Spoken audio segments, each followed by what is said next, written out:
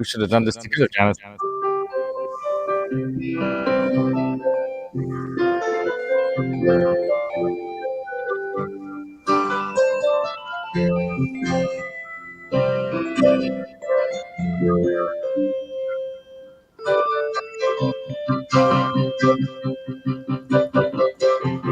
Anyway, that's the beginning of the show. I had to do some kind of other intro music for today's Music is Therapy show. Now, if you guys can hear an echo, let me know, because I hear an echo. And we're having technical difficulties that we can't seem to solve.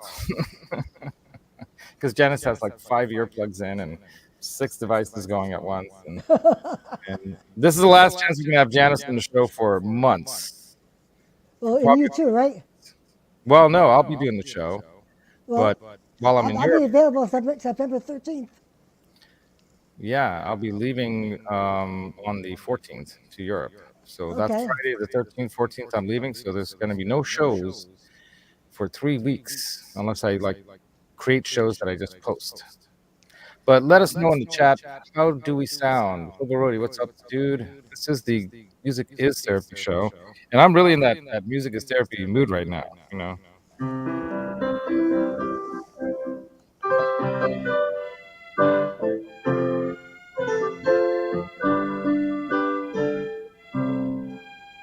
Anyway, had a great time last night at Sammy's BOAW show, right? The tour, the best of all worlds. Boaw. That's what I'm calling it. The Boaw show. Because it was wow. It really was wow. Yeah, Johnny's saying, yo. Boaw says it's echoing. I don't know. You got to figure out something, guys. We got to get you a proper setup there. Yeah. Because you got to realize that when you're doing a show and you're on as a guest, you have to have a setup that works, and I have to use the same setup every time. That way you don't have. I've been using the same setup every time. Oh, but I mean, we always have to do something to make it like the echo way. So what are you doing? What are you using? So explain to us all. I have my earbuds. Okay. Hooked directly in to my laptop. And you're listening through your earbuds, but you have speakers on that are playing back. No, the speakers are off. On your my. Do you have another PA or? And how is that? Is that different? Hello? Is that different? Nope, still the same. I have nothing on over here except for my laptop directly into my earbuds. What are you using as a microphone? Whatever. No, I mean, what are you using as a microphone? If you go into your audio settings. Well, you keep telling me that it's just using my. It could be, but you're also using because your headphones thing has a microphone built in too, right? Yes. So go to audio and click on the mic settings and see what it gives you as options there. And then tell me when you're there. I know we're supposed to do this before the show, but we were giving up on it. Because Janice threw up her hands. I'm like, let's just start. Well, I'm Italian. What can I tell you? I know. I do the same thing with my hands. I knock things over all the time. I knocked something over and broke a glass on Friday night, too. And it says, let apps access your microphone. What microphone? Let apps access your microphone. Okay. Yeah, do that. All that kind of stuff. Well, go into the audio. And it says YouTube is currently in use. Okay. On Chrome. Turn YouTube off. You don't want YouTube on when you're on StreamYard. That's the problem. I don't know why it says that. It says currently in use. Can you turn it off? Do you have another window open on your laptop that has YouTube open? Nope. Are you sure? Yep. Doesn't make any sense. And what about on your phone? On my phone? Yeah. I just have my. Do you have it on? Do you have anything on? Well, let me just shut off this. There's nothing here that's producing sound right now. I know that, but just what do you have? Do you have YouTube open at all? Nothing. Nothing. Okay. I trust you. And I can't figure it out, Janice, unless I'm there. And it's disconnected. Okay. Does that make a difference? No, I mean your headphones should be in your laptop only, and you should be on StreamYard only, and nothing else should be open. There should be not another Right. window open and nothing happening. It Right. makes no I have sense. my Gmail open. Is that okay? Close it. Close everything. Shut it all down. I How's need that? Is that better? do this. Let's see. I don't think that's going to make a difference, but you know what? Why don't you leave and come back again? Like exit and then restart the StreamYard, jump back in and see what happens. And I'm going to get this show started because we are the Echo ASMR show. Exactly, says Johnny Bean. Because we can't do a show like this. People can't listen to this. It's terrible. Right? All right, everybody, here we are. The Music is Therapy show. And I look like my ship is a little bit, like I was telling Ron that his ship is sinking. I gotta adjust that orientation there a little bit like this. Right? There you go. Is that any better? No. There you go. All these things I should have done before the show. But I was out late last night with my friend Johnny Bean and our buddy Mr. Mike from I guess he's from YouTube as well. One of our YouTuber buddies. God, why can't I adjust that thing? It won't go to exactly where I want it. All right, that's slightly better. Slightly better. Wrong way, Laz. Oh my God, this is just ridiculous. The stuff you have to do for YouTube. Anyway, here we are. The Gear and Demo show. That's on Thursdays. This is the Music is Therapy show, if I can get that right. I was out late last night and still trying to recover from the okay, we're gonna bring Janice back. Best of All Worlds tour. And what a party. What an awesome show. Nope, still echo. All right, this isn't gonna work, Janice. I don't Okay. know. I'll just go into the chat. Yeah, just hop into the chat. We're gonna remove Okay. Janice. Bye. See you in a month and a half or two. Anyway, Janice rocks, but I don't know. Yeah, we can call it the Echo here at Echo Show. Yeah, the live Echo Show. You want to say one last words before you go, Janice? Before you leave for a month and a half or two? Nope, she's gone. All right. Oh my God. I don't know what she's doing. It doesn't make any sense. This happens every week, and we always go through this, and it doesn't seem like she always has something else on, and then it's like, oh, is it? I'm like, turn that thing off, and then everything's better. Anyway, Janice multitasks. She often has like 5 things going on at one time. She's listening to like 3 or 4 shows. I don't know how she does it. But we've got Johnny Bean, of course, in the chat. He was at the show with me, and our buddy Mike caught up with us. We had a fantastic time at the show. Mike was able to sneak down from the lawn section. He kind of just sauntered along with us while we were showing our tickets on our phones and just followed behind, and they didn't stop him. And he found a couple empty seats, and he had to move around a few times while people came and got their seats, and then he found a spot next to some nice lady that said, "You can sit here, young man." And yeah, Blackjack Guitar, dude. What's up, dude? Yeah. We've got G Butch is here. Are you guys ready for round 2 tomorrow night? Are you kidding me? Are you kidding me? Dude, is there like a massive applause kind of a thing here? This is why Ron should be here. Where are you, Ron? I need the big applause thing. There's like, oh yeah. I don't have a big applause thing. I probably have it on this keyboard somewhere, but I'm not sure. There's like 1,000 something sounds in here.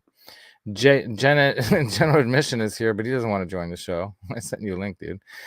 Jump in, man. Let's talk about this, man. I wish you were with us. You should have gotten a cheap lawn ticket too and came to both shows, because I'm telling you, last night's show, because this is Sammy's hometown area, right? Marin County and all. So North Bay, on the northern part of the Golden Gate Bridge, from that area. I believe he grew up in that area, right?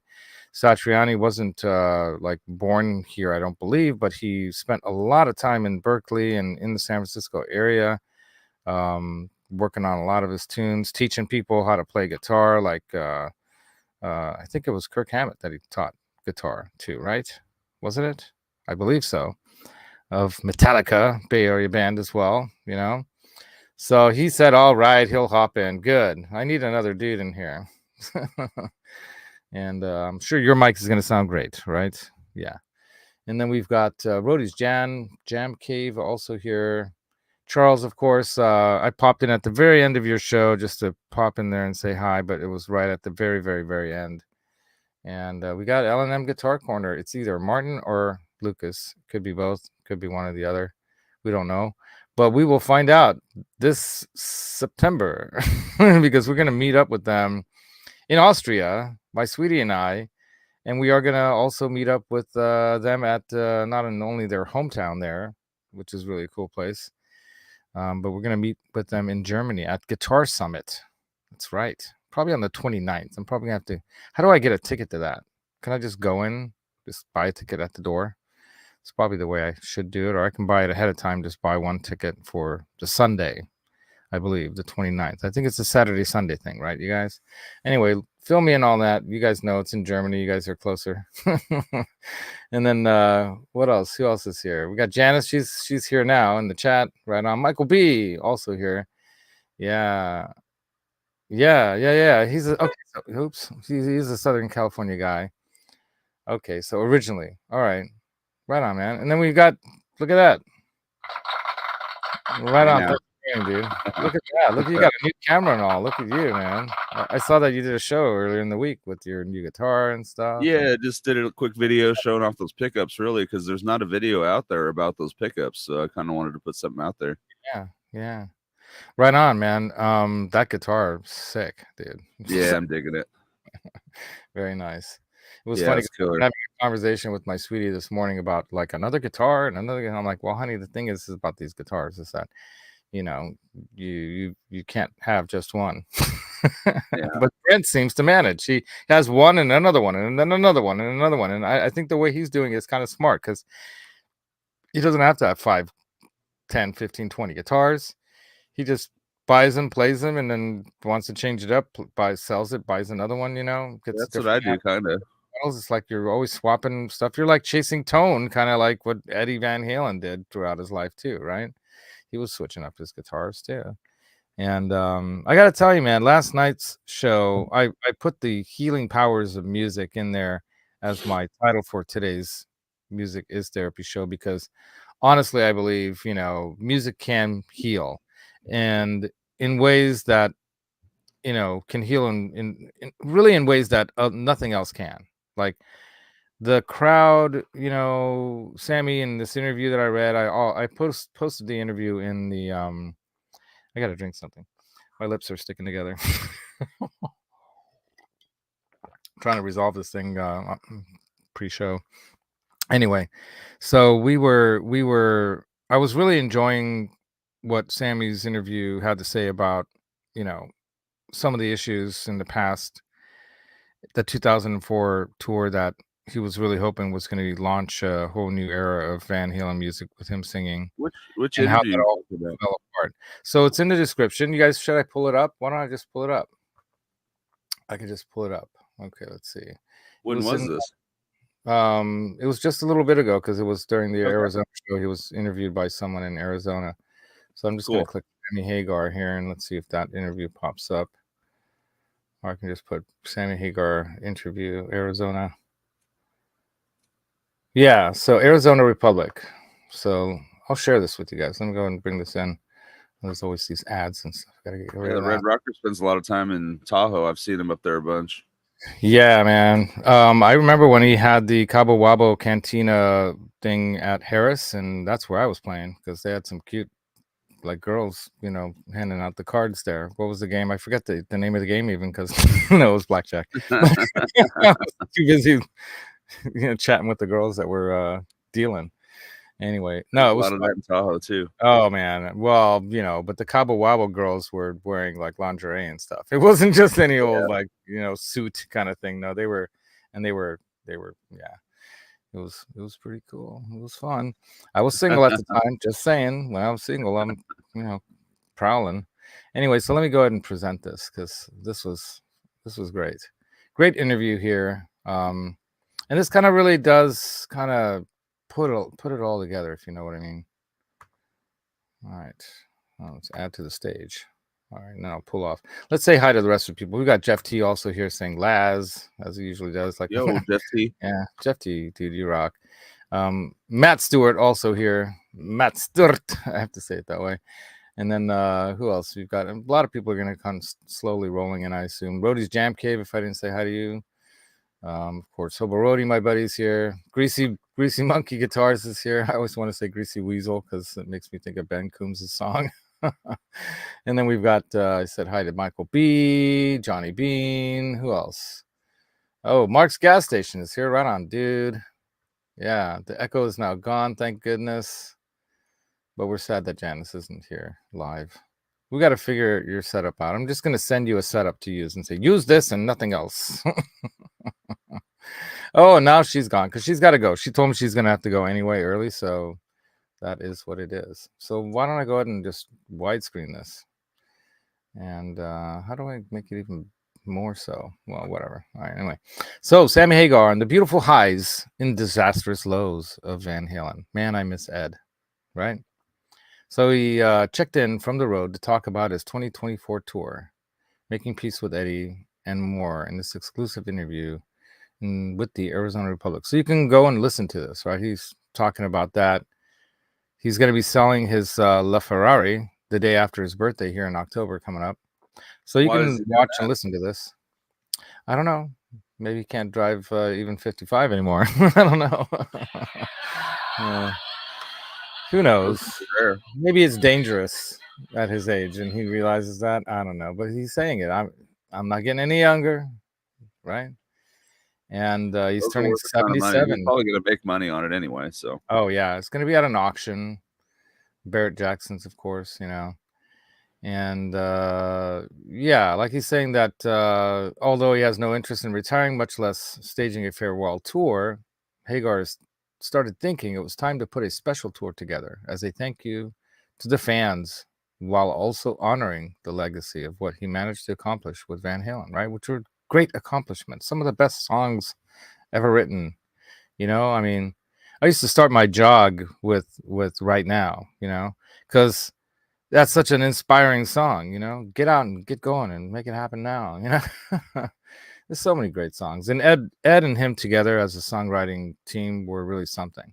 I think they wrote great songs with Dave as well, but I think, you know, the Hagar era was a little more mature and a little bit more thoughtful when it comes to lyric writing and whatnot. You know, Seven Seal that they played last night, holy man, I was not expecting that. They, you know, they killed it. And Satriani and the guitar, I mean, you know, he's going to be himself, but he did totally pay tribute to Van Halen.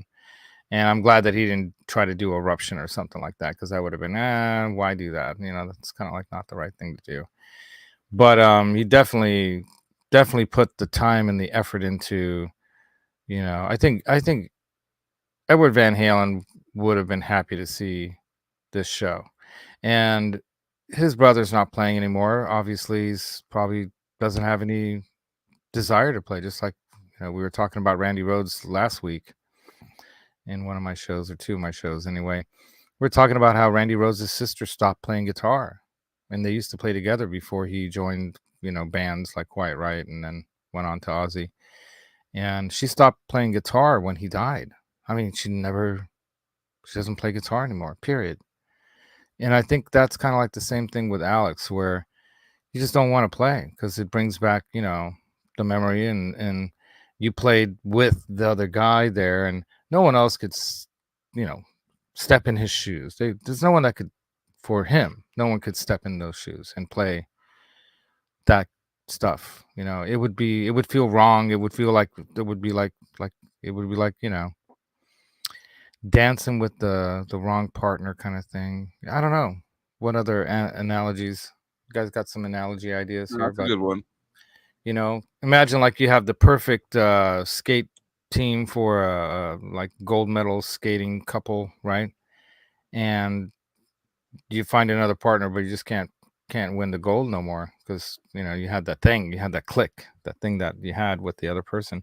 And I think that Eddie and Alex growing up together, playing the music together, developing their sound, and just all the goofing around and having fun with it. You know, you could tell that Joe was having a good time up there playing it, but it's not like when you see Eddie up there with Alex holding down the beat.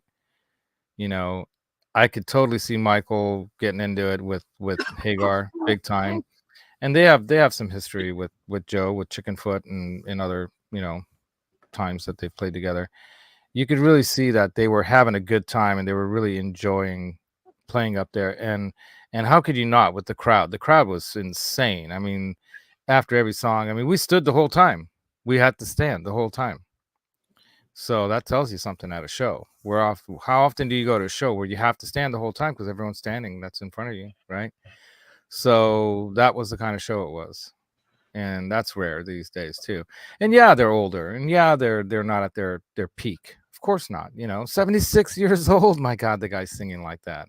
Holy crap! I can play you guys a Interested to clip. hear Joe Satriani's tone. Oh, his tone was freaking magnificent, dude. It was unreal. It was Do killer. you know what he's using? Well, he's got that. I forget the amps. Johnny Bean. Some kind of dragon amps. That's what I. Oh, that's first right. recalled. Yeah, that's what he's Yeah. using. Okay. So let me get rid of these ads. Are just so annoying, man. All these weird ads. Go away. Ads. Now what happened? What? Ugh, Jesus. This is why I don't open these things on. So yeah, he talks about that he left the group in '96 and returned in '04 for a disastrous reunion tour that ended with Eddie Van Halen smashing his guitar on stage at this Tucson, Arizona show. So that's why he did this interview in Arizona, bringing the Van Hagar years to a demoralizing finish that still haunts the singer to this day. It was the last time Hagar ever shared a stage with Van Halen brothers, Eddie and Alex. Man, that sucks, right? And though bassist Michael Anthony remains a frequent fixture of the singer's touring bands, including the band on the 24 Best of All Worlds tour, with guitar hero Joe Satriani, he truly was a hero, man. He really brought it, man. And drummer Jason Bonham, and of course this guy. Oh my God, I keep wanting to say Alex, and it's not Alex. What is his name? No, the keyboard player. Oh, jeez. He's got an unusual spelling for his name. That's why I can't seem to remember it. Anyway, I have it in the description. Let me look up the description. I have to look up my own description, and so funny. Make sure the volume is down because it's gonna reverb. Close that out, open that up, and more. And there we go. All right, I have his name here somewhere. I write too much. Rai. So he spells it R-A-I. He's from Australia, and his name is Rai Thistlewayte. Johnny Bean Thistlewayte. So yeah, he played the keyboard. Thistlewayte. It was great. Thistlewayte. So yeah, the set list is the deepest dive into Van Halen at the star, Hagar in his catalog, while touching on highlights of his solo years, reaching back to the album that launched his career as the voice of Montrose. Yeah, they did a Montrose song. They did a Chickenfoot song as well at the end. He also did 3 of his own songs. He did Eagles Fly, Can't Drive 55, and Heavy Metal, which is one of my favorite Sammy songs. Love that one. Hagar checked in from the road to talk about the tour and how music helped him heal. This is why I wanted to talk about this as like a music is therapy thing. After the hurt and disappointment of that ill-fated reunion tour, and making peace with the man he calls Ed before Van Halen's death in 2020, in this exclusive interview with the Arizona Republic, right? So they ask him, how's he doing? Blah, blah, blah, blah. You guys can read this. These are longer sets than you've played in Van Halen. He's like, yeah, in Van Halen, we played the same length of time, but the truth of the matter is we would play 2-hour, 20-minute show, but Eddie would do like 15, 20-minute solo. Alex did 15, 20-minute drum solo. Mikey did a 5 or 10-minute bass solo. And then he would sing like maybe an acoustic song or something like that for about 5-7 minutes. He's like, we're not doing any of that. There's no solos. I mean, there's no solos within the song, unless you want to call Surfing with the Alien song that Satriani did as a solo, because that song is basically a solo all the way through, right? But we're packing the show with material because it's really a Sammy Hagar legacy tour. A thank you to the fans that honoring the music of Van Halen at the same time. We do about an hour and a half of Van Halen, about 35 to 40 minutes of Sammy solo music, and then Montrose tune and a Chickenfoot tune. So we're not going out there saying we're Van Halen. We're just doing a lot of Van Halen songs. There's songs we haven't played since 86, like 5150, Summer Nights. That was great. Man, that was a great song. They killed it on that song. Those songs got dropped early on because they were so difficult to play. Yeah. Van Halen, whenever we did a new record, we would go out and play damn near every whole new song, right? And sprinkle in some old songs. Some of the songs got left behind, and I'm just cherry picking my favorite ones. You know, Seventh Seal was great. That was so cool. You know, what a deep track. One of my favorites, he says. It's a serious message. One of my best lyrics. Some of the heaviest music anyone's ever written. And that riff that Eddie's playing in Alex's drum part is just badass. And we're showing the Seventh Seal, one of my favorite Ingmar Bergman movies, on the screen behind. Right. So he talks about the hurt and disappointment. Did something in particular inspire you to put this kind of tour together? And he's like, well, you know, Mike and I kind of got left out of the whole Van Halen thing when Wolfie, Eddie's son, Wolfgang Van Halen, came in. They replaced Mike with Wolfie, which, you know, God bless Ed for wanting to play with his son, who doesn't want to do that, right? So we're not here complaining about that at all. But Mike and I went out and did our thing with the Circle, which the Circle is more of a band that plays evenly all my songs. Okay, yeah.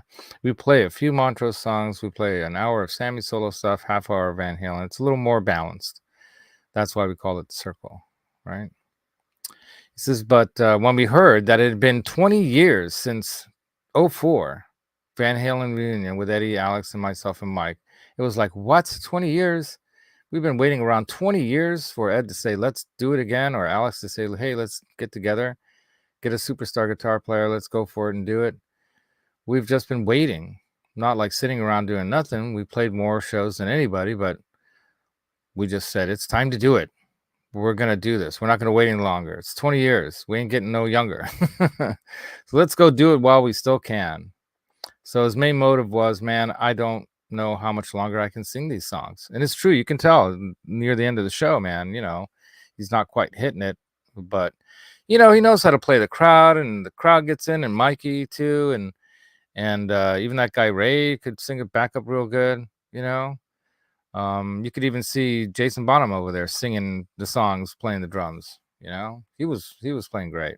Much more heavy-handed, not as smooth and not so jazzy, kind of that swingy kind of thing on the hi-hat cymbals. You know, you could tell the difference between him and Alex, big time. That's one thing that Alex definitely had that made it so special. You know, that's what I loved about him. That's what I loved about like Stuart Copeland and people like that can play that kind of stuff where it's not just like a rock drummer, but, you know, can really sprinkle in some stuff that jazz players or people that have a little more experience with that kind of dance music can like sprinkle into a song with some hi-hat and the way they play a snare and things like that, you know. But like he was saying, you know, these songs are difficult to sing, and I painted myself in the corner years ago, like all rock stars. They can sing it out until their throat practically bleeds, right? So he's like, it's been 20 years now. The interviewer is asking now, since that last Van Halen tour you did, that chapter obviously ended badly. Was there a turning point where you could kind of move beyond the sour taste of how it ended and appreciate the good times you guys shared before it all went south? Well, I'll admit, he says, from the bottom of my heart, I was so disappointed and honestly hurt by the way that thing went down in 04. I was hoping that was going to be the greatest thing ever, the beginning of a whole new chapter of getting together, writing songs, making great records again, and being in the biggest, greatest band in the world. Didn't turn out that way, and it was very disappointing. But I didn't lick my wounds. I just immediately went back to the Wabos, went out and continued the party. And the Wobbles was my most fun band. Other than Van Halen in the beginning, the first 5 or 6 years, we had more fun than was legal. He laughs, right? But the Wobbles had more fun than was legal too, let me tell you. Going out with the set list every night, having 160 some songs to choose from, and just playing it by ear, bringing 50 or 60 people on stage, 4 or 5 waitresses bringing us drinks during the show. I mean, that was the craziest party ever. So I went back to doing that because it made me so happy to be free and have fun, playing music with friends, you know? So I got over it. But then he says, but there was always that hope in the back of my mind that Eddie would get better, and there was still a shot at having Van Halen together again. Then Eddie passed, and it never happened. So Mike and I moved on, put the circle together, started playing more Van Halen songs in the circle because Eddie wasn't around anymore, right?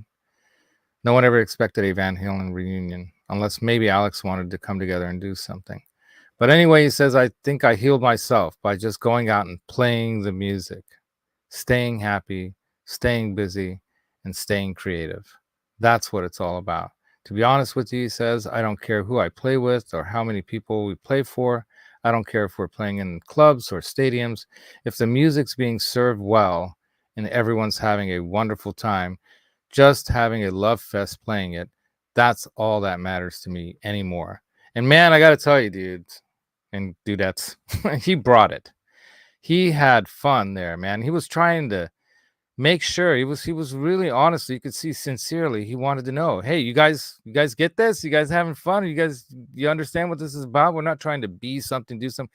We're trying to bring this music to you that you all love, because I love it. You all love it. So let's have this love fest, of Van Halen music together. And hell yeah. And they did it well. I mean, I don't think anyone else could pull it off as well. I mean, that's Sammy Hagar up there singing his songs that he wrote with Van Halen and a few of the other Van Halen songs and some of his other stuff. I mean, hells yeah. That's all I have to say, man. I mean, the guy did it, and he spent his own money to make it happen. And of course, they're probably going to make some money on this tour. I think he's probably making more money selling his tequila Cabo Wabo drinks than anything else out there, right? But he put his own money behind this, hoping that it's going to be the love fest that it is. And I tell you, anyone that doesn't go to this show because they got some kind of attitude about it, they're blowing it. You just lost your chance to see something freaking amazing. That's all I have to say. If you have an attitude about that, oh, it's Sammy, man. I'm telling you, man, it's a rock and roll party.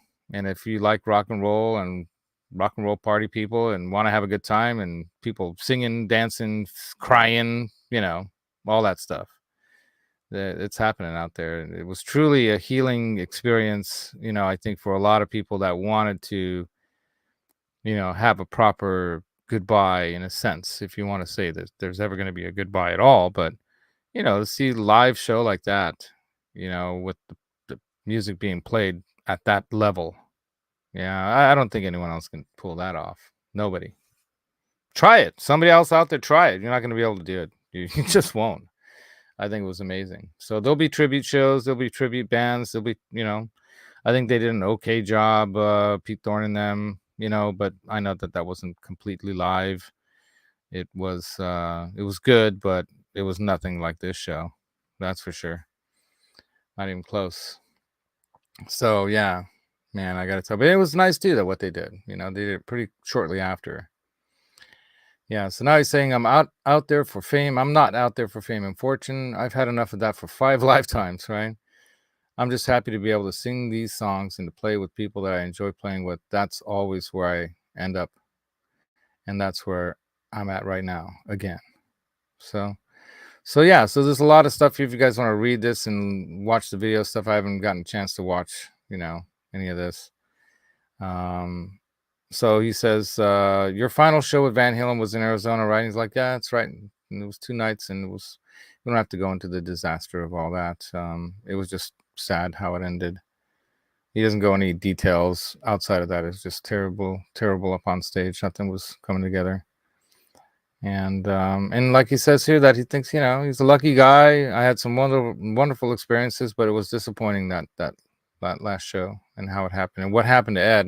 And one thing they just talk about is like, if he had known what was going on with Ed and why he was in such bad shape, he says he knew things that we didn't know, I guess, or was feeling things we didn't know. God bless him. He says, I almost wish I would have known a little more about what was going on with him. I would have probably tried even harder. I tried as hard as I could to connect us and get him on the good foot and get him healthy, but I would have maybe tried a little harder, maybe been a little more compassionate instead of saying F it, basically, right? But it's it's hard going back there in my head, especially with what we're doing now, seeing how great it feels to play this music with people that love this music. So Joe Satriani is the most elegant, sophisticated, high-level musician that could do what he's doing. He's walking this tightrope of respecting and honoring Eddie in his playing while and the music, while still being himself and not destroying who he is, right? He's giving you the essence of what he really is. And he's one of the only guitar players on the planet that could do that. There's guys that could play Eddie note for note. There's no question about that.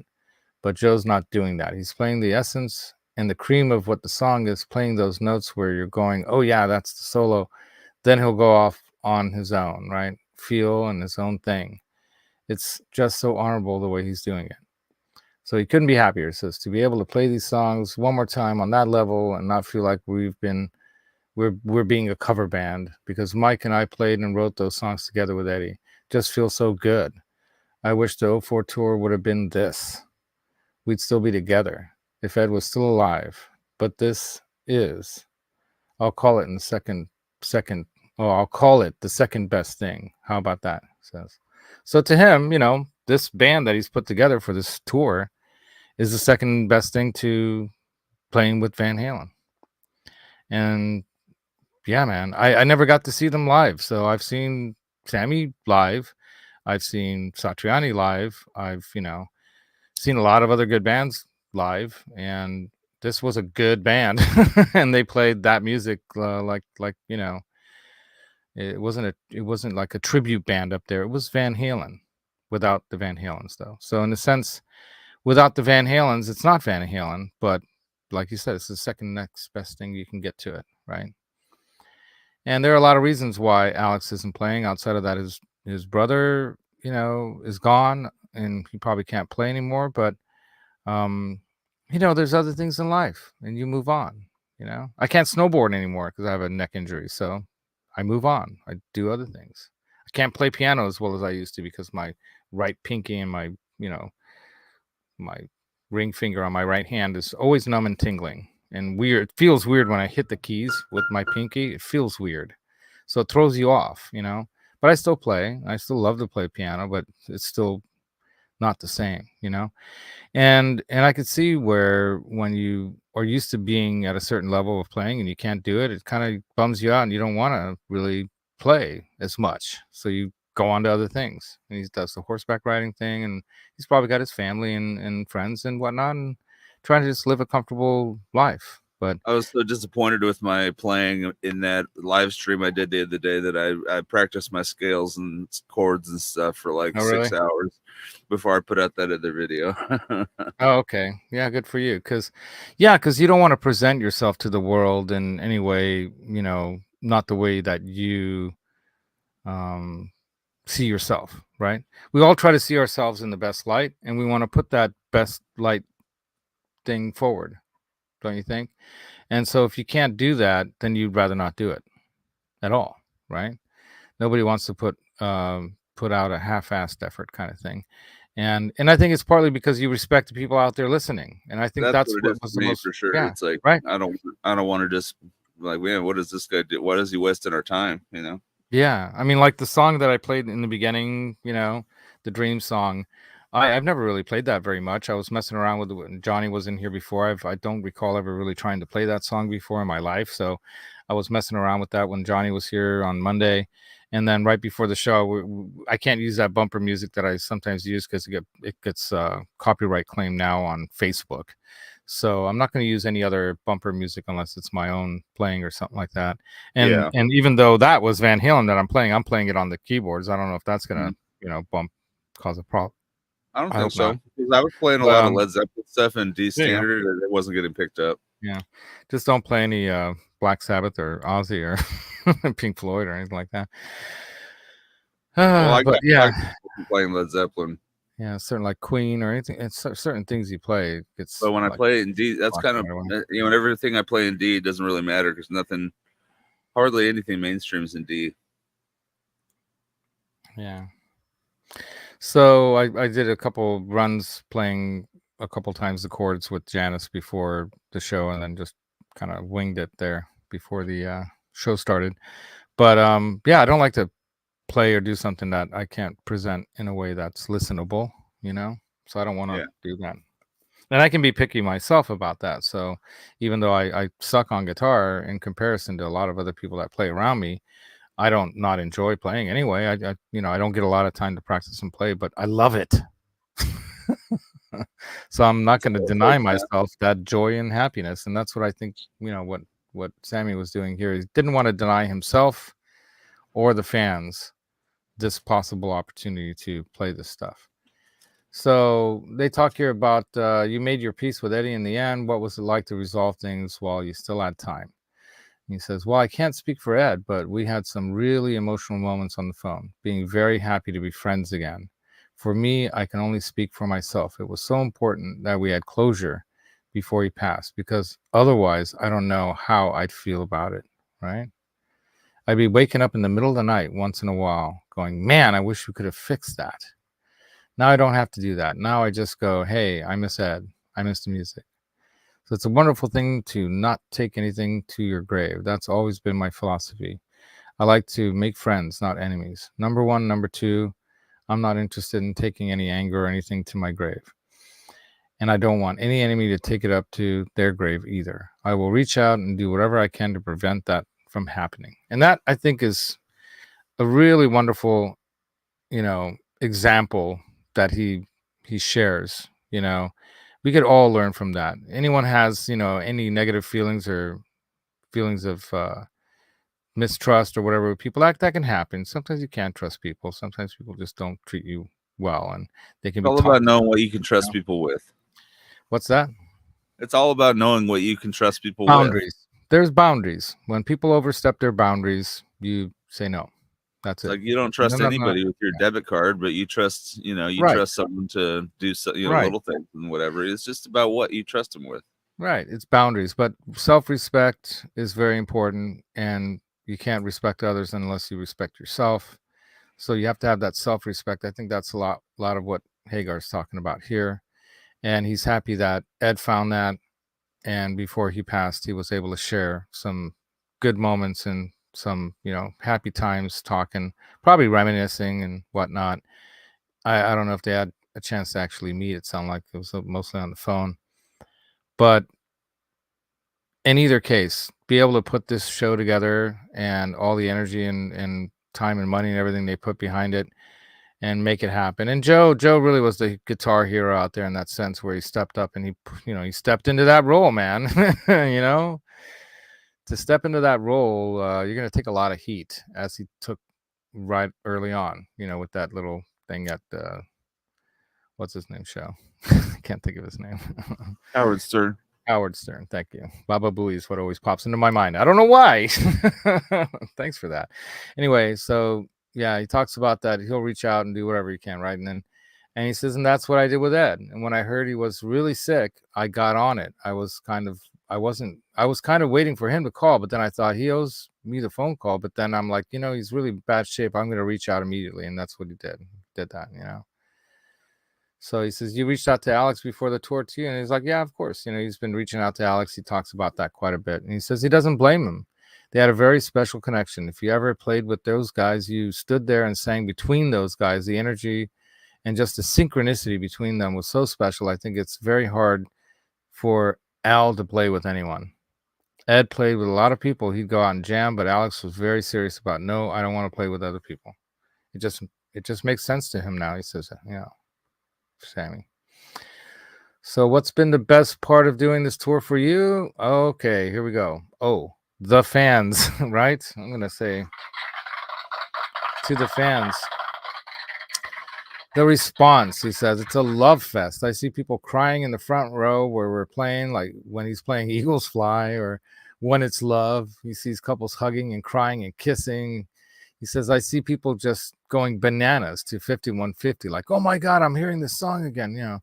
I hear people singing every chorus at the top of their lungs. And that was happening, by the way. It was like, sometimes annoying. But then I got into it too and said, screw it. Yeah. So he was out there holding the microphone out to people, sing it, for like summer nights and all that. And it sounds like 1 million people. And it was pretty amazing. The crowd was really into it. They drown out maybe the loudest band in the world right now, the crowd. When we take our bow at the end after 24 songs and those people are still screaming, it's like, man, if I had the energy, I'd go ahead and play another hour, but they, two plus hours worth of just rocking out singing without really much of any breaks there. It was pretty amazing. So he says, these people deserve it. It's the thank you tour for me. That's what it is. Thank you for allowing me to be who I am today. It's all because of them and this music. And it's just been one big, beautiful ride for me. And it ain't over. So what he said at the end of the show, by the way, was that we're going to keep playing music and we're going to make some new music too. So I'm curious to see what that's going to be all about, right? So he says, I don't know when it's going to be over, but someday I know I'm going to wake up and open my mouth and go, no, I can't sing like that anymore. He laughs. I'm not looking forward to it. I'm just waiting for the day. I will never announce that I'm retiring. I will never say this is the last tour, but you never know which one it's going to be. I think that's part of the attendance out there. A lot of people probably say, man, that's Sammy's, no spring chicken. This might be the last time we get to see him, right? That's what he thinks that people in the crowd probably thinking. He says, I hope not, but who knows? I'd like to continue on with this band for as long as I can. So that's how he feels about this band right now. He's that happy, right? So that's it. That's the end of the interview there. So there's probably a lot of other stuff out there you guys can read about, right? But I'm curious now. There's probably been a lot of stuff going on in the chat that I've missed during my reading there. Yeah, man, right, Ian? He had the balls to pull it off also. Satch. That's right. He definitely was the guitar hero. Definitely. I feel two different ways about this. One, it was a great interview, and I loved all his answers. But two, it kind of makes me feel weird that he has to even, like, qualify his feelings about wanting to play music. It's like, man, of course he wants to play music, I think it's more about qualifying, like you're saying, that the Van Halen music. I understand that, but it's not like he's going on a tour and calling it Van Halen, It's just they're playing a couple songs because he was part of the band. He was, Yeah. It's just like he was a big part of the band. I mean, there's nothing, there's just nothing negative about this. That's what I'm trying to say, It's just it's all positive. There's nothing to apologize for. It's all good stuff. I think maybe that feeling is because there are a lot of people out there that just can't buy into it, is maybe the right way of putting it. They don't want to accept it into their world because their world is Van Halen as Van Halen only, and they don't want it to be tainted by something that's not Van Halen. So from their perspective, I can understand that they're like, well, it's like, okay, everyone is out there playing Mozart's music now, but it's still not Mozart playing. It's like, well, has anyone heard Mozart playing for 100 plus years? You never will again. So what better way to honor that than to play it and improvise your own kind of versions of that and make it partly your own, like Joe did. I mean, that's hard to swallow for some because it's still so raw. And I think it's also because Eddie didn't do it. Eddie wasn't able to do the tribute for the people and the fans. He wasn't able to do it. And I think that's why it's kind of tough for people. That's why the emotions are raw, And I think that has a lot to do with why some people just don't want to take part in it, or when they go see it, to them it's not. It's to them it's like it'll never be as good, and it won't. It's never gonna be Van Halen. It's not gonna be as good as Van Halen. Like no one can do Alan Holdsworth ever again. Because that was Alan's Holdsworth, Charlie Parker gone. Well, no one can do Charlie Parker again, but you can still admire and be Yeah, but it's one thing to just not buy a ticket and not want to go, but it's another thing to be online and saying these guys suck and this is bullshit, whatever, and voicing negative opinions that way. It's like it's not for everybody necessarily, but it's essentially it's for them and it's for us too because I want to see it. I'm gonna go. Right. Well, dude, I wish you were there last night, to be honest, because I have a feeling that last night's show was killer. I have a feeling the LA show is going to be a little bit extra special. I think it's going to be a little bit. I hope so. And they've got the day off in between. I don't know if they're hanging up here or if they're going down there to hang, to relax a little bit. Johnny Bean was telling me that yeah, they don't go on a tour bus or nothing like that. They take Sammy's jet and they fly, in this jet. So they'll be rested, I think. And like I said, honestly, I mean, how many other singers, unless they're 20-something years old, could pull off a 2+ hour show singing the whole way through without hardly any long solos and break time in between? Not even Ozzy can do that in even in his best days, So yeah. So I'm looking over the chat here. So these guys are asking questions of each other. So what do you guys think? Post something into the chat about, have you gone to this show? Is it coming to your town? How far would you go? How far would you drive to see this show? I'm going roughly 6 hours tomorrow, and I have no problem with that. Partially because I'm going to see friends there. I'm really hoping I can meet up with Amanda. As a matter of fact, Amanda, if you're listening, Raymond, you can tell her the secret if you want to. But if she can find a time for us to meet up before or after the show, maybe the next day, I'm going to take her the other bottle of this that's unopened as a gift, because she inspires the hell out of me. And that's what's so wonderful about not just music, but artists, like her, that just want to create, and it inspires me to want to create. And I've got all this stuff here partially because I'm addicted to gear, but it's also because I have this never-ending desire to want to create something. And as long as I have this stuff around me, it's kind of like reminding me that, Laz, this is waiting for you to create. Come in here and create. Come and create. Create every day. Create something. So I've been playing keyboards more every day now, right? And playing guitar more now. And it all has a lot to do with you guys out there. Just like what Sammy was talking about with the fans. It's the fans. It's people didn't want to hear you out there playing. You can just sing in the shower and be happy too. But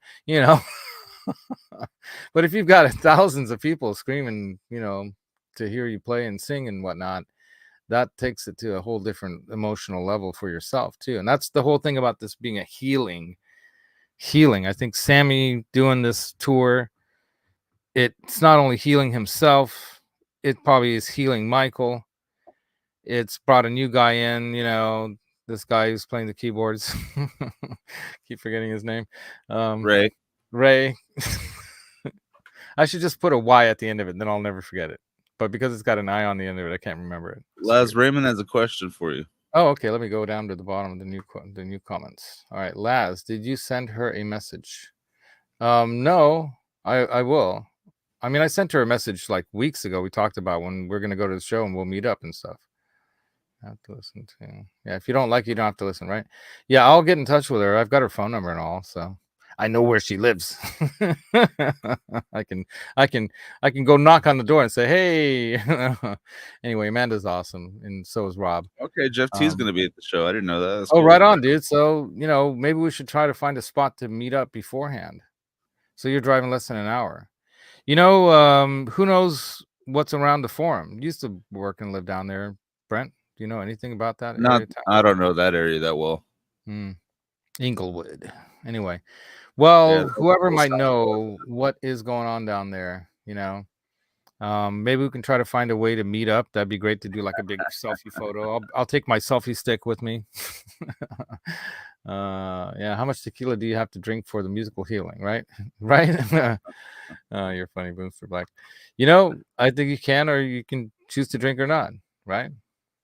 Sophie, is that Sophie Tell? Sophie, what's there? What's the Sophie?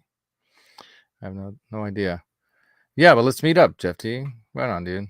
We don't have to bring you in live or nothing. I mean, I know some people that are on YouTube don't want to be out in the public, and we can keep it, to ourselves. There's a lot of things I don't talk about that I know.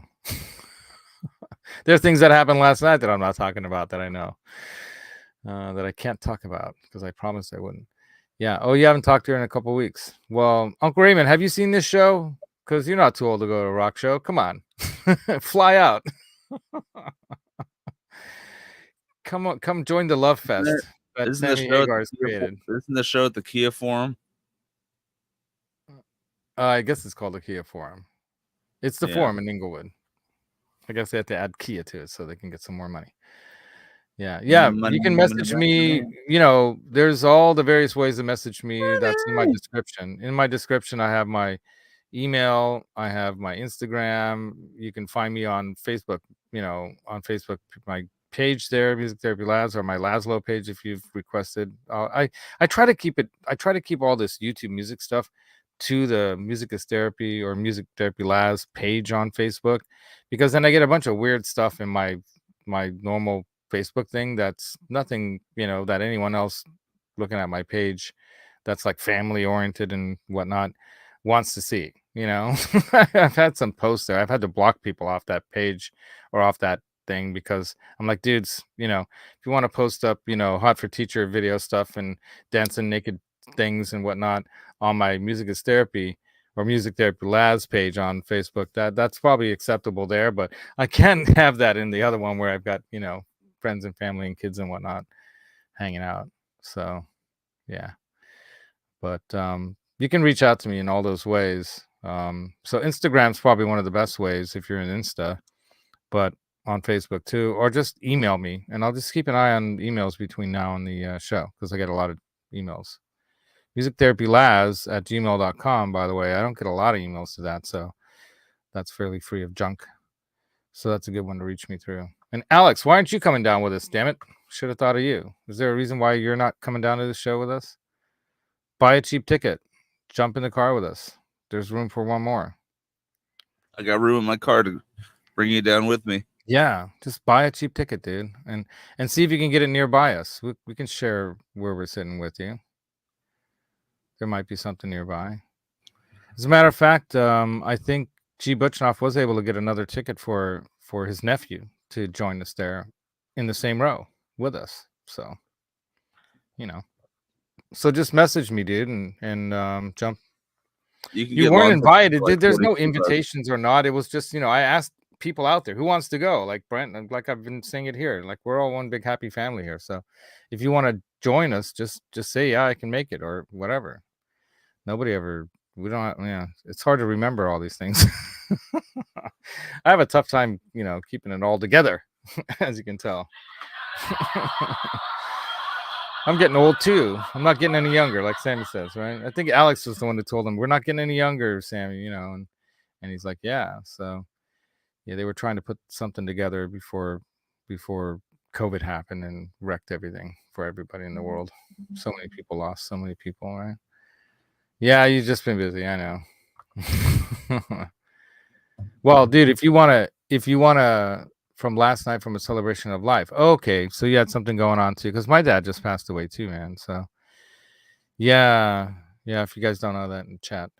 But it was expected, but when it happens, you know, even right now I'm starting to tear up a little bit just thinking about it. You know, I miss my dad. I miss all the times, just like what Sammy's talking about and Alex probably feels with his brother, you know. You know, when people are gone, you know that they're gone now. And even though like the last 2-3 years we weren't having fun hanging out together, going camping and doing all the fun stuff that we used to do with my dad, it was still nice to laugh and joke and do music and, you know, just enjoy each other's company. Yeah, it's only $50, bro. And if you come with us, you don't have to pay for the parking. You can just kind of, the one thing that you'll have to pay for a little bit, because, you know, the cheaper it is for all of us. So if you can pitch in a little bit on the gas, we have to get another place that can sleep 4, not just 3. So if you know somebody that lives down there that you know you can sleep with, then you don't have to worry about paying for where to stay. But we're gonna have to be down here by 8 a.m. tomorrow.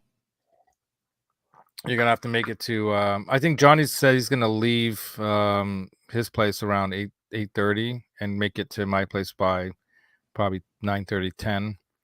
And so we'll meet you at my friend's where you're gonna park. Unless you want to come straight to my place, but that's just more traffic that you have to deal with. No, yeah, it's still just run a plane for 8 o'clock and just try to go from there because there's going to be traffic on a Monday. We're going to want to make a stop somewhere, and it's, you know, it's going to all add up. Yeah, and either way, we'll still make it to the area. Yeah. Okay, you sent a text to her. Yeah, I'll text driver number and stuff.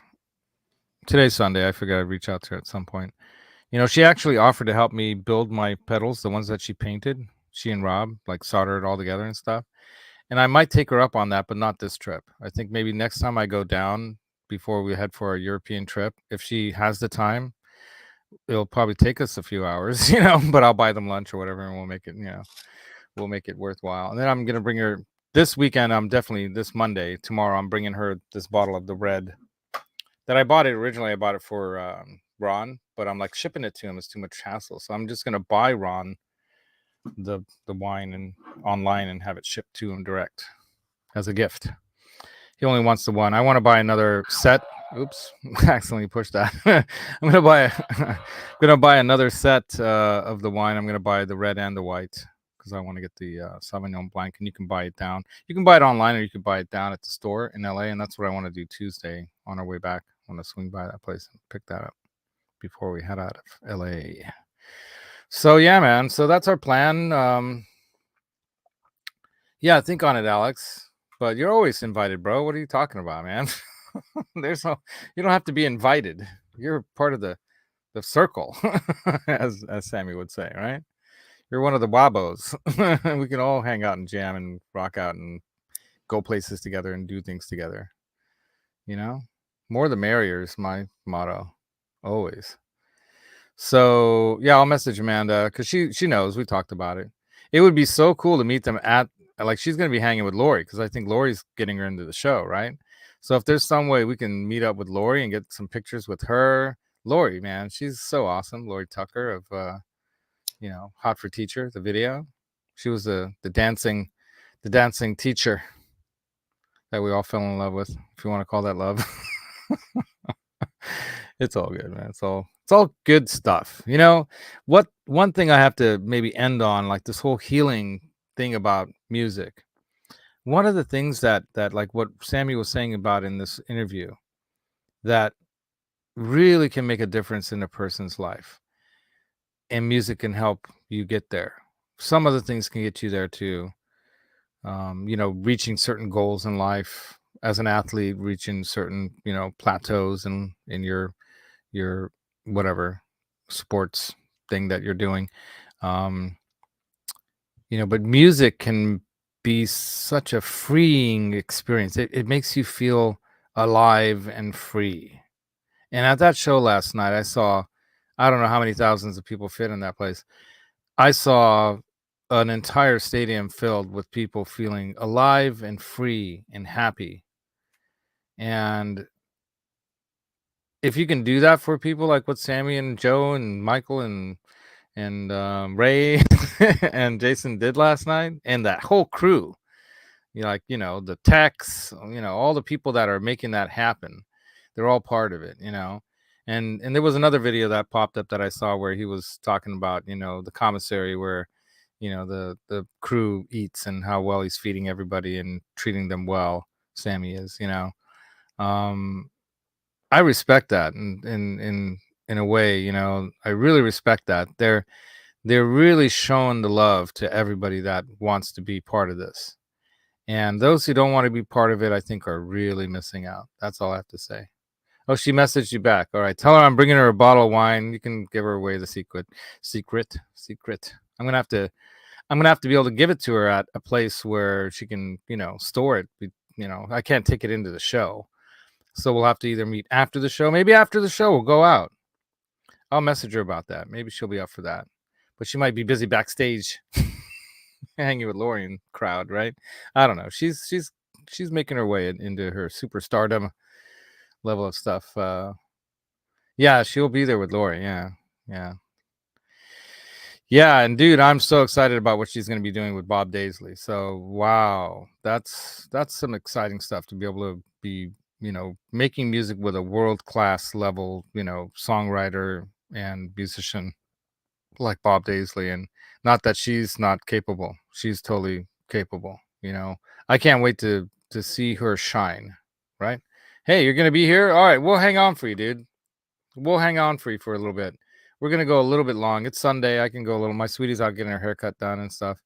She's got a few things to do. After this, we're gonna go see the new Aliens movie because we're huge fans of that. Aliens. We didn't see the Wolverine Deadpool movie. I really wanted to see that. My brother and them were more the Marvel and whatnot. You know, I grew up reading those comics like X-Men and stuff. So we'll wait for you, dude. I wish you were here. I wish you were with us at that show, Ron. And I wish you were coming tomorrow. If I was rich, I would send you a freaking ticket to have you come out for that show. That's what I would do. Right? Do I have the Kool-Aid going? Yeah. Whatever the Kool-Aid was they had last night, I was drinking it. I was all in. And Brett, I'm sorry that you weren't there. That's all right. I'll be there tomorrow. You got something in your eyes? You look like you're blinking. I'm still waking up. Oh, okay. I went to bed late last night. You did? What were you doing? Playing games? No, just went out to the bar and was watching fights and sports. If you guys don't know, Brent is really into sports. Like my cousin Joe. Yeah, he's very into I'm big into basketball. That's my main sport. I watch basketball a lot. What fights were on? I used to watch UFC. a lot of that with okay. I used to watch a lot of boxing with my grandfather because he was a boxer. And truthfully, a lot of UFC. Did you want to invite the StreamYard, Alex? I didn't know if you were awake either. Do you want to jump in, dude? I'll send you one right now. Hold on. Well, let me find it. You can jump in. Are you set up and ready to go? Yeah. So it was a UFC fight. All right. So I'm getting messages. Oh, I tried to send a message to my brother and it didn't go through. Sometimes my phone won't send her. Okay, you'll jump in. Alex will jump in. All right, Alex, where do I find you? That's the last time I had this problem trying to find you. Where do I find you to send a message to? That's the thing. Or you on Insta? Or you on? I think Messenger is where I have to reach you, right? Let me try to find you in Messenger. Alexander. Period. There you are. Okay, I'm sending it right now, bro. All right, we got to get your opinion on this Boaw, the Boaw tour, best of all worlds, Boaw. Just sent it to you, dude. Alexander. Okay, Insta on Facebook. I'm back to Radford. Yeah, I found you, Alexander Radford on Messenger. Click there, and you'll jump in. Oh yeah, Insta and Facebook is the same now, aren't they? Like they were merged. They're metatized. And then now we got. Yeah, someone's gonna be playing guitar. That strap is a nice strap. You know that one that I bought? I sent it to my daughter. But since then, I've gotten a couple cool new straps. My favorite new strap, black one, wasn't it? Robin Williams rainbow strap right there on the Bigatrim strap. That's my favorite one right now. I gotta get a special one for the V. I gotta find a Boaw one. You know, like the Randy Rhoads snake skin Boaw. I don't remember him having that. Oh yeah. Yeah, he had a big wide Boaw strap on his Les Paul that he'd play with. Yep. Buddy of mine bought a deluxe Les Paul like that, or what do they call it? I guess it's the deluxe, or is it the custom deluxe? It's just custom. Anyway, he bought a custom Les Paul. Many humbuckers. Okay. He bought a Les Paul custom just like Randy's and bought a Boaw strap and everything, and he's a buddy of mine that I'm no longer friends with. Apparently, it's just we lost touch, and yeah, we were friends, really close friends for a long time, and just my previous marriage kind of put a kibosh in that. It's kind of weird. It's hard to even explain to you all, but man, sometimes women, not just women, it's my fault. I have to take responsibility for that. That was my fault. I shouldn't have let that happen, and I did. Because I was so in love with somebody and I thought things would change and she'd be better or she'd understand later. Nah, it got worse. I should have, stood for what I felt was right from the beginning. And they might have made our relationship better too if I had more time. But I was wanting to have a family and I stuff so much. Dude, what's up? Gunner man. Not much, man. Not much at all. Get in on that mic a little bit. You're a little low. But, bro, what do you think about what we're talking about here, the show? I don't know what you're talking about. I was not here. Yeah, no. Well, I'll tell you this much. There's a really cool article that's in the description of this show. So if you guys want to go click that link, it's to this interview. And it has video of the conversation of this, the interview, the Arizona Republic. I think it's probably a newspaper. And they interviewed Sammy talking about his experience with this show, doing this tour, his feelings about Ed, the fact that the last show that he ever played with the Van Halen brothers was in Arizona. I think Tucson, right? And it didn't go well, and it all ended there. And he never played with them again. And so it's been 20 years since he, Wow. done some of this music or more. He's like, it's been 20 years and been waiting to do something. And he finally said, we just got to do it. With or without Alex, we're going to do it. And I know it must be tough for him because he's been reaching out to Alex a lot and he hasn't been getting any response in a while. And it must be really tough for him, but it's probably just too emotional for Alex. Alex probably just can't talk. He just doesn't want to talk about it, Well, I That's can my understand that, but right? I mean, but Maybe in it'll my- happen. But in my eyes, out of courtesy, he at least ought to call. Let's say, hey, Sammy, we're done. Whatever. Don't just leave the man hanging. There's the link right there. I see you in Facebook. They're trying to click on it. You can't click it, Alex? He's saying resend. Oh, well, I can't join that link because it's just a bunch of numbers. What do you mean a bunch of numbers? Ian, everybody. That's what a lot of links are. I don't know.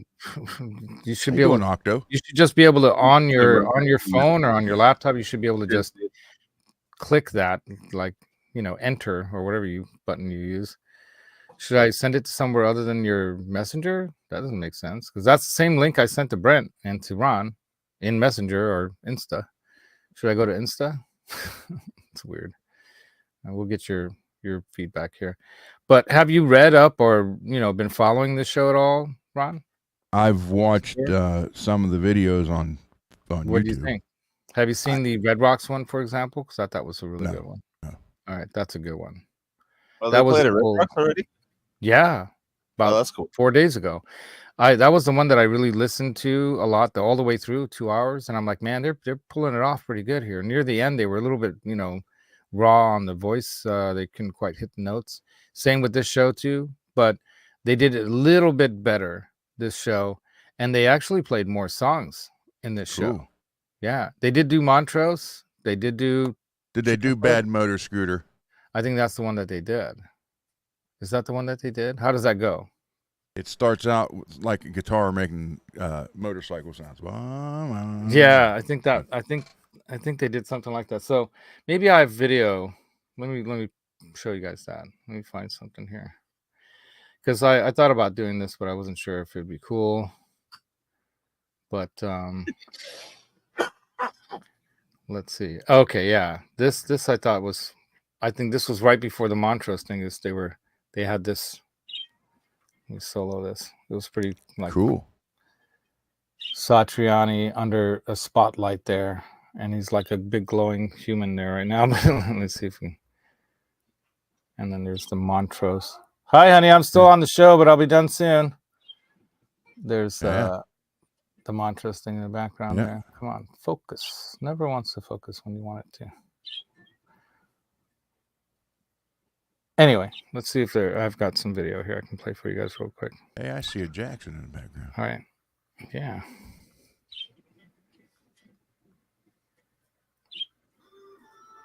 Hold on. Oops. Yeah, I'll be done in a minute.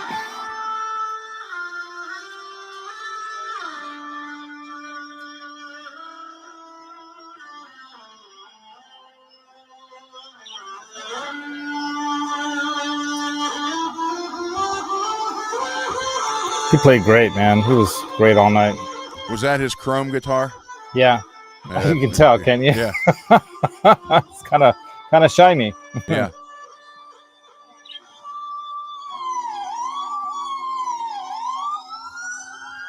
I'm trying to kind of lean up so I'm not shaking it so much.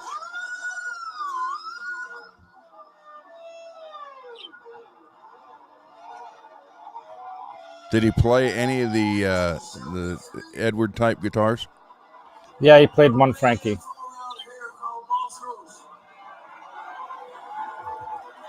And he switched out guitars quite often. He was on and off various. Can you hear this at all? Should I put this closer? Yeah, no, that's good.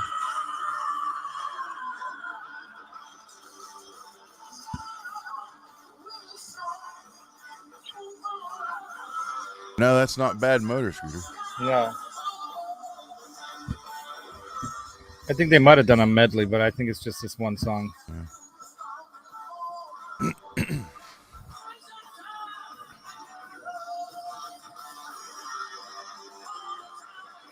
This was really near the end of the show. So this is like one of the last songs. Who's the other guitar player up there? That's that guy, Ray. He plays the keyboard, sings, and plays guitar. Very talented guy.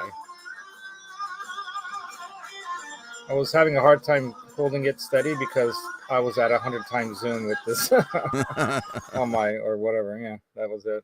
Pretty cool. And my arm got tired. Greasy. Anyway. Yeah. So, Alex, I don't know if I'm going to bring you in here. You know what? Come to the show and we'll bring you into that. Let me find you, Alex. Did you guys Alex, like kill Johnny or something? Because he wasn't on last night or nothing that I saw. What? He was there right next to me. I know, but I mean, when he got home. No, he made it home. Oh, Alex made it. Look at that. All right, Alex.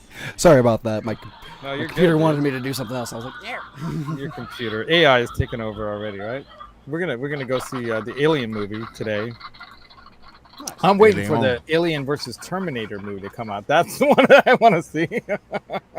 That won't last long. Is that an actual fight? Yeah, that won't last long because the alien blood will just eat through the metal. Well, maybe the Terminator is going to be that liquid one, like from Terminator 3 or 4 or whatever Terminator 1 is, and it'll just move around the blood and not care about the blood. It'll just go right through it, and it will be like, yeah, whatever, Alien. Alien movies are the greatest. And Predator. All right, yeah, I love all that kind of stuff. It's great. But Alex, what do you have to say about this Van Halen stuff? Well, so I told my dad, I'm like, my friends want me to go to LA tomorrow to go see Sammy Hagar, and he was just like, yeah, you should do it. He was like, you should do it. You should go. You don't have many chances to do this kind of shit. Just do it. No, I'm like, life is short, bro. I'm just like, I've got to find the money. Like I have the money. It's just more of like $70. Okay, let me tell you. I have the money. Right? That's fine. It's more getting down to lodging. Getting Sac to Brent. Yeah. Well, it's actually just getting to Brent by 8 a.m. That's a little. That's where I'm just like. Or just take a train to LA and you'll probably beat us there. I don't know. Probably not. Probably not.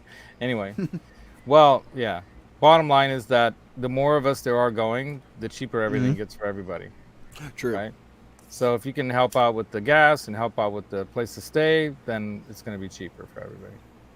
So if you know somebody that lives down there that can put us up for the night, I don't know anyone that's near the Forum. I know JJ, but he's always got a lot of stuff going on. I wouldn't even hit him up for that.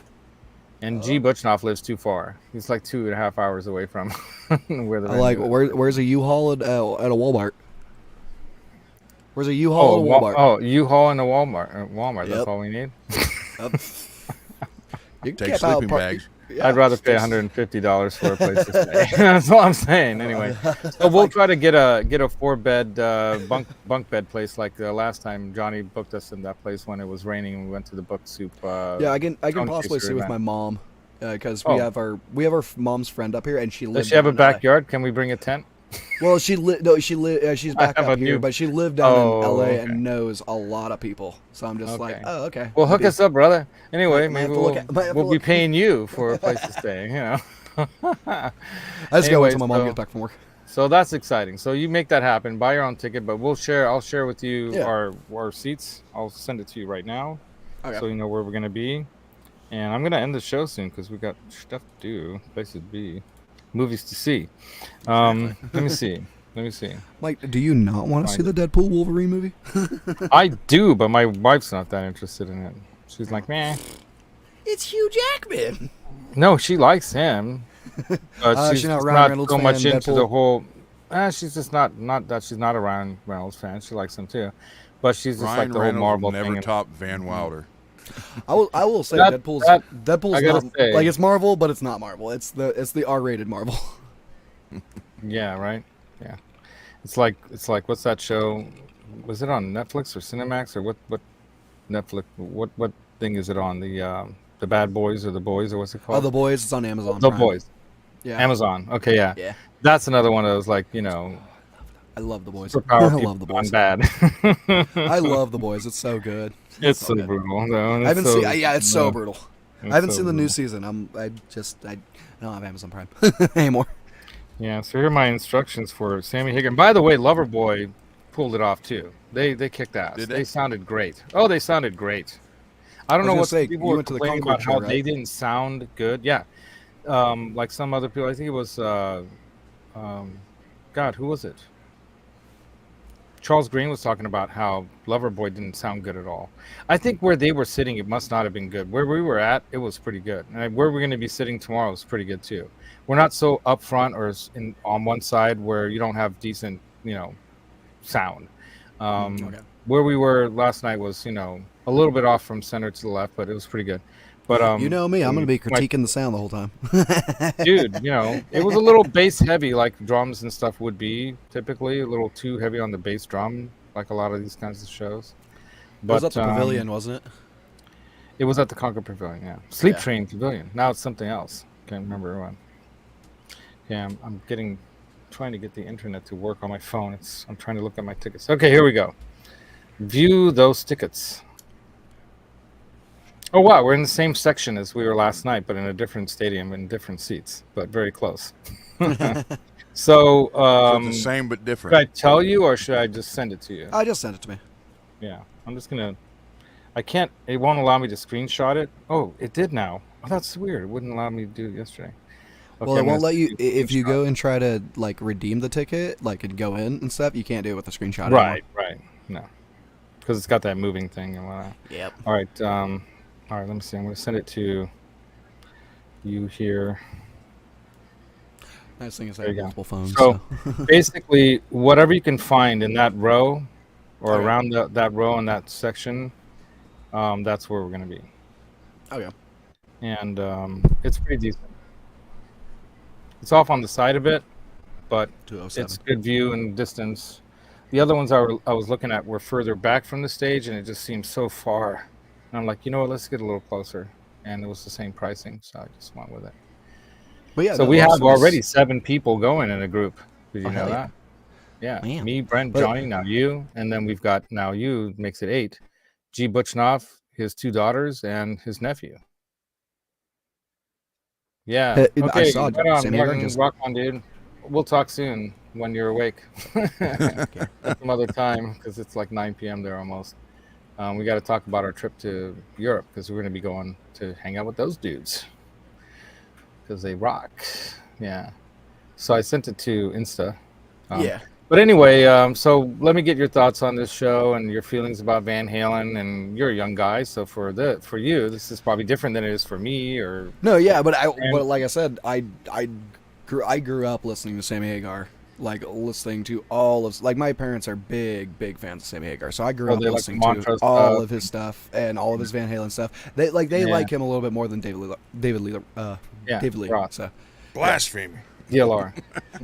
I don't think so. I totally get that. I could see why some people were turned off. To be honest, I was turned off by Yeah. Roth. I mean, the way he talked and the shit that he was pulling when he left the band, I'm sorry, man, but that left a bad taste in my mouth. For me, that whole era of, you know, hair metal kind of, you know, jumping around, shaking your ass in spandex kind of thing. I mean, I get it. I understand why he did it. He got the girls and all that. Yeah, you know, strippers do too. But I'm like, I might get my a better point seat is than you that, guys. you know, for me, I, you know, I'm going to a rock show. I'm not expecting to see a Chippendale show. And Right. that kind of was what David Lee Roth did, you know, but I get why, you know, and it got him what he wanted and he got the fame that he wanted. But I think it diminished Eddie and the music. I think it diminished it. And Yeah. from my perspective as a musician myself and someone that considers himself in my heart and soul, I'm an artist, you know, I might not be known or no one really cares. that doesn't matter to me. In my heart and soul, I'm a creator and I'm an artist, and I like to make and do things. I like doing things with my hands. I'd rather do that than working a day job, making people money to make a paycheck. You know, I'd rather it's kind of take like the risk. because it's like Pantera's coming through California soon, and it's it's with Zach Wilde, Philip Anselmo, and Rex Brown, and I forget who the drummer is right now. Portnoy? Charlie. Yeah, yeah, it's Charlie. Yeah. So I was just like, because I was like, is Portnoy or Charlie? I can't remember. But it's the same like thing. But I remember my mom's friend being like, if I see them, like, it's just no, can't do it, can't do that. Yeah, like, it's an emotional thing, like we were talking about that earlier. It's an emotional thing that you don't want to see the band that you grew up with that in your mind. It's like it's almost like she was someone else telling. I think Jesus, she might have been at the show when the shit went down when Dimebag died. Really? I think she was at that show. Oh, well, see, and that's why Alex doesn't want to play with anyone else either. Yeah, he can't play with anyone else. It's his brother and no one else. Because she told me some stories of the Pantera stuff. And I was like, whoa, I've never heard of this, really. And I'm like, wow. That's what reminds me. Band. But it reminds me of, like, it's the thing about like the Van Halen thing. It's not them doing Van Halen. It's them doing a tribute to Eddie. I don't even think they're doing a tribute. To be honest, I think they're not trying to tribute him. Otherwise, they would have called it that. They're not a tribute band. They're playing the music that they wrote together. So they're not, and it's not really a tribute. It's just they're celebrating music and the love of that music. Van Halen and everything. So it doesn't matter. And so that's the funny thing that it's because it's Hagar and Michael up there. Yeah. They don't have to call it a tribute. Because but in a sense, it is a celebration. I call it like it's what a he was celebration, calling it, more a celebration of music and life and f yeah. I kind of agree with it, but it's I wanted to see the show, so I'm just like, now that you guys are inviting me out, I'm just like, well, never feel shy to invite yourself along, Alex, because I do that to my. Be careful telling me that, because I'll invite myself along with a lot of things. No, well, if I don't do a lot. I tell you no. I'm like, I sit in here. I have a new dog and stuff. I just hang out with him all day. So. Well, and I know Fruke Tony just popped in. I haven't seen him around here in a little while. Tony. I know that you guys had a really bad experience at the show, Tony. But man, I'm telling you, I had a great time. There was nothing about that show I didn't like. I thought Joe played great. I was like, where did he see them? He's 77 years old in a month. Yeah, I was like, where did Tony see them? Like, I don't know. Yeah, like, I'm like, venues are just weird, and sometimes you just get. I think maybe where they sat. Well, they had a bad experience because they had VIP tickets that they bought somehow, and they probably got scammed. Now, I would be pissed off too about that. And so they probably already came into the show pissed off, and without getting what they paid $400-something for or whatever, and they're not getting what's due. Yeah, you spend like $400 a ticket for that. It's like, come on. Yeah. If that's how much it was, I mean I'd be pissed too. But I just put out a number. But the sound, last night, like any big show like that, you're gonna have heavy booming bass drum sound. That place, especially the pavilion. Yeah, it's kind of always done that. Well, because you got that rooftop thing. And it kind of like that's the exact reason why everything's bouncing just back and forth off each other. You understand there's concrete all around. Yeah, and it's all just straight concrete, so it's like it's a pavilion. There's not enough bass trap stuff going on there. And the way they had it mic'd up, the thing about when you do sound check, it's for the band and everybody, make sure everything's working. But you can never really sound check how it's going to sound with a stadium full of people unless because people are a bass trap. People are a bass trap. Right. And they maybe AI can help with that. AI, get out there and help with that. Anyway, but the bottom line is that it was a little bit bass drum heavy. I remember there being, like, when we went to NAMM, I think there was an AI like in the sound the sound building at NAMM. Yeah, I think they were doing like they're just starting with the AI stuff. Yeah, and like Tony's saying, he's past it now. Glad you guys had a great time. Maybe the last time we get to see those guys. I don't think so, dude. I think they're gonna be doing this. I think from what it sounds like, they're having such a good time out there. I think Sammy's up for writing new music and trying to do more of this kind of thing. And it's not just going to be Van Halen stuff, but it's going to be the music that he, was involved with writing. Some of it's the Van Halen stuff, and some of it's the Montrose stuff, and some of it's his stuff. And there might be some new stuff, like the Chickenfoot stuff. Now it's not Chickenfoot. Now it's Sammy and the Best of All Worlds band. I don't know what they're going to call it, whatever they're going to call it. It's just like look at Ringo Starr, man. He's out there with his all-star band. He'll bring in whoever. There you all go, right. yeah. So I'm hoping this is going to open the floodgates up to other players to jump in on and help jump in to the celebration of this amazing music. And I think nothing would make Edward, happier than that. And I'm sure it's painful in some ways for Alex because, it must be painful for him. It's his brother. It's a different thing, Man, if he could get up there and play again, but I don't think he's capable. He doesn't want to do that, and he just can't do it emotionally and physically. Otherwise, it's his own thing that he's just like, I can't do it emotionally. I don't even think it's just. But you got to remember, like, it's one of those things. Like, with Eddie Van Halen, he knows like he would want people partying. He would want people fucking. I think he's happy. Last night, if he wasn't smiling down on that crowd, I would be surprised. He was smiling down. So that's how I feel about it, you guys. I want to end the show now because I've gone pretty extra long. I think it was worthy of it. Did you want to say anything, Ron? Because I know we brought you in and then Alex jumped in. No. Yeah. We should do a music therapy Laz raid of Pete Thorne's channel. He's about to go live. We could, if you guys want to. All right, do it. Say that. Do it now. Music therapy Laz raid, and then say see you at the BOA show. Oh wow, what happened? Oh, it jumped. See you at the BOAW show at the forum. Right? Yeah, man. Pete's the awesomest dude. I met him a couple times at NAMM now.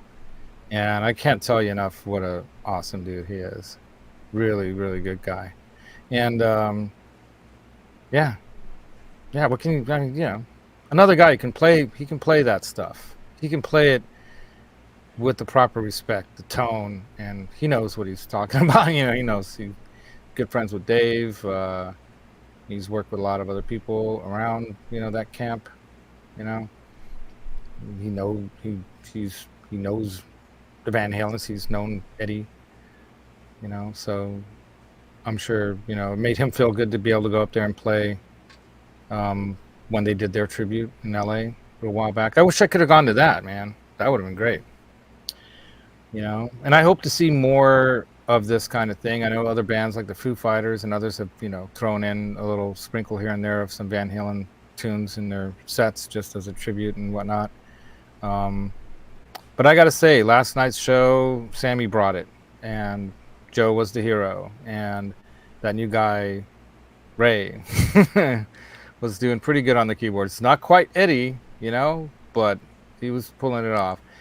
Even on the piano, you can hear his touch, Eddie's touch. He had that swing. That guy was what a genius talent that guy was, right? Really, really, when you look out in the vast world of creators musically and whatnot, right? How many do you see that have affected so many others, right? How many others have been that effectful? It was funny when Beato recently, he was talking, not funny in a funny, but I mean, it was interesting in a way that Beato brought up an interesting subject, that who's the least known but most heard musician of our era, of all time, who's probably been listened to, whose music has been heard by more people than anyone else in the world. And you'll be shocked by the answer, he said, And it was John Williams. Why? Because of Star Wars, because of Superman, the movie, because of all the music that he put out. It's a in many ways, he's like, the next level of where Mozart, if he was in today's day, he would have been like that, right? Or Beethoven. Back then, they wrote the songs for the kings and queens and the courts and the people who could pay for it to go to those shows. Now you've got that level of talent doing stuff like that, on the symphonic and movie theme level, E.T. the Extraterrestrial. I remember the first album I ever bought that was a movie record was Bill Conti and Rocky. That album. I love that. Loved listening to that. The horns in that. I had a. I was like, damn. I had a John Williams album. I think it was called Lost in Space. Echoes too, of London. Echoes of London. Yeah. Mm-hmm. And I used to love a lot. I mean, I'm not used to. I love all that stuff. Vangelis, Tangerine Dream, all these kind of like epic kind of scores. I love that kind of music. And I saw Eddie wanting to break out in that way in some ways. I think he did some of that kind of stuff. I think he had that same level of talent, but he wasn't classically trained as much, because he, like me in some ways, I had a few lessons, but even this one teacher said, he's not reading the notes, and I'm trying to teach him the notes, but he memorizes them and he knows them. So what do I teach this guy? But they didn't teach me, I was starting to learn, but it was too slow for me how they wanted to teach me. It's like, no, I want to hear. I wanted to go there, right away. And that's the tough part when you're that kind of person, where I was already figuring out everything as a pretty small child. I kind of understood, theory in my own way. I understood how, this went with this, and how this changed it. I understood how these things related to each other by how it felt and how it sounded. And I was able to combine things. I figured out how to combine things and figure out patterns and how it worked. And I guess I struggle with guitar a bit because it's all over the place, whereas here it's linear, but I'm figuring it out slowly. I just don't have time to practice enough. And the more I play, as you guys know, the better I seem to get. I sent you a link in Messenger. Yeah. And it's David Lee Roth's band with Steve Vai and Billy Sheep playing Jump. Oh, let's check that out. I'll probably get blocked for that, but I'll just play it in the background here.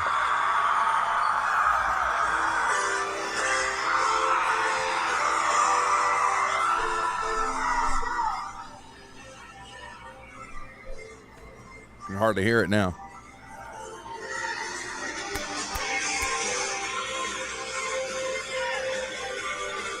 That's from the Eat 'Em and Smile tour. Mm-hmm.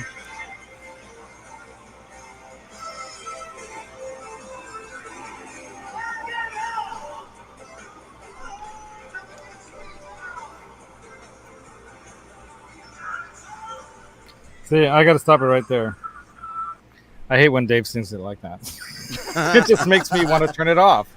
Well, I want you to all watch the it. melody is lost in it. He's not singing to the melody of it, and he's like singing like someone who can't hit the notes, and he's trying to fake it through. And but I it's want like you a to, bad lounge version of it. I don't know. Sorry. So but I want you to see Steve. I want you to hear Steve play the guitar on it, though. All right. Let me get back to it. Should I just? And if you guys saw the video, he's basically dressed up like a Chippendales girl or guy. Whatever. I don't know. Steve's awesome. And at that time, too, he was, riding high. Let me go to the solo. Here it goes.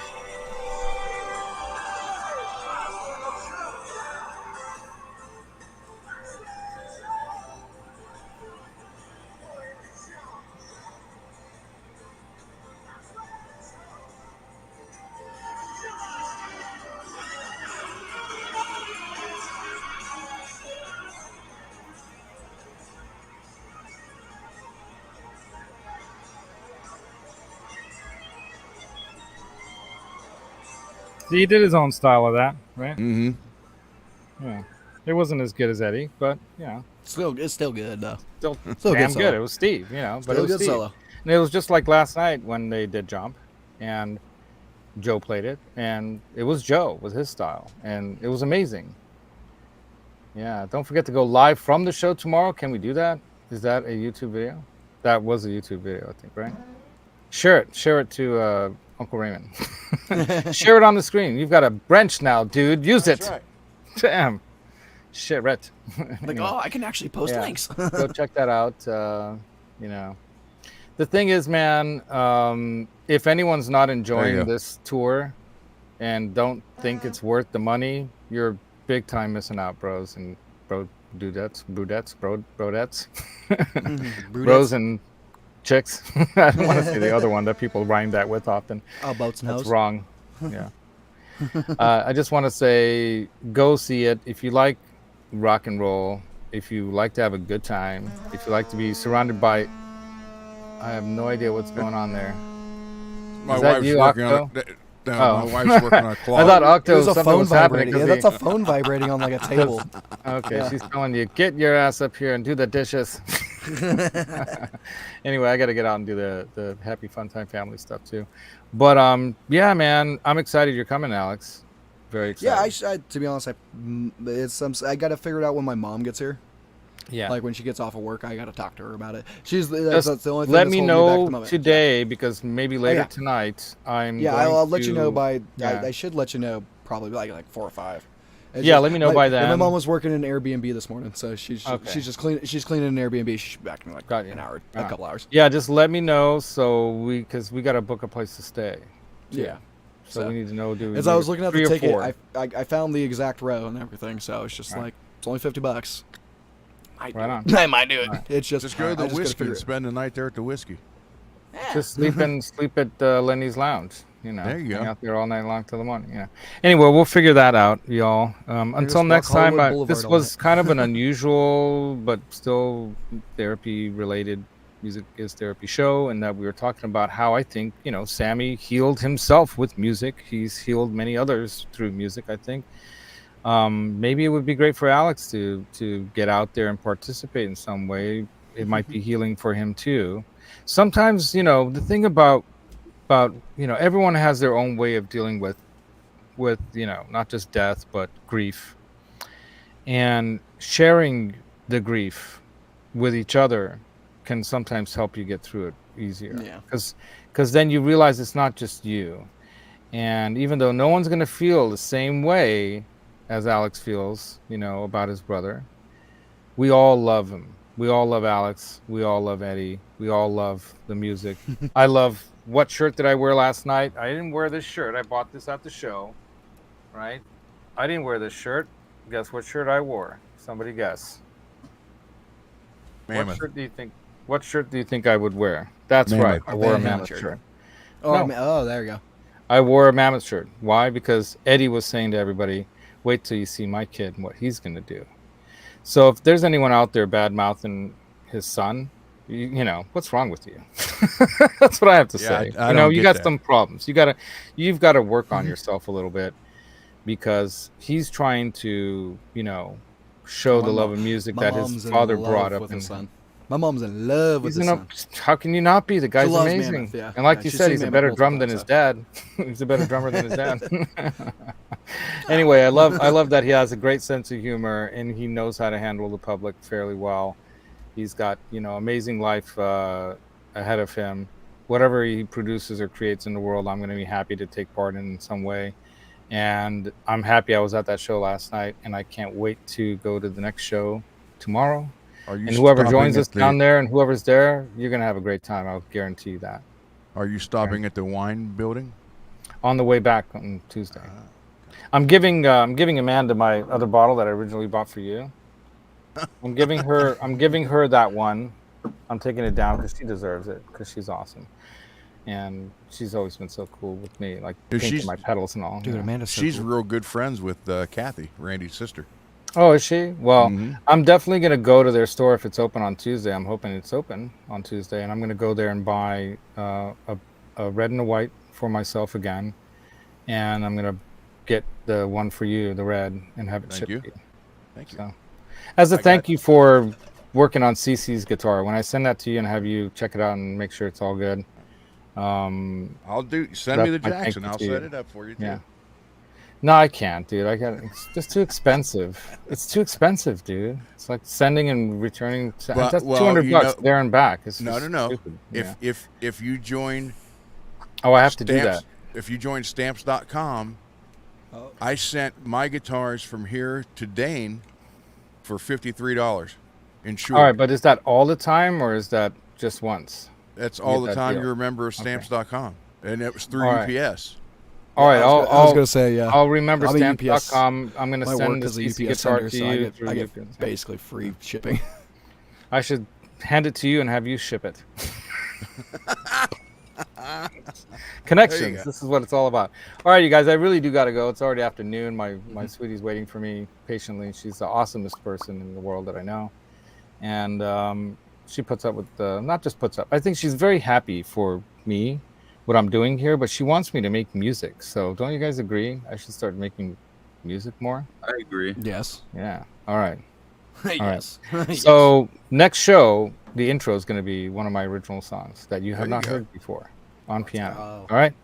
And it's kind of cool. I'll give you a little taste of it right here. I haven't played in a little while, so let's see if I can do this right now. Okay.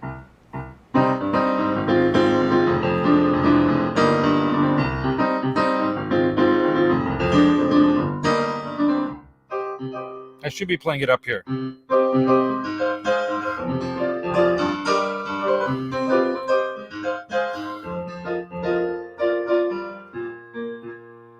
See, I'm messing up because I haven't played it in a while.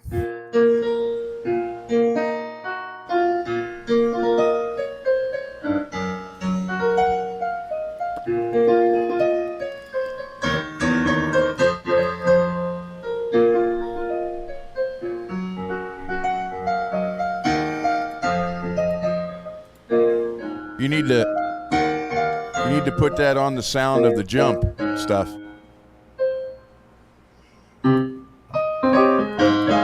Okay, like that? Hold on.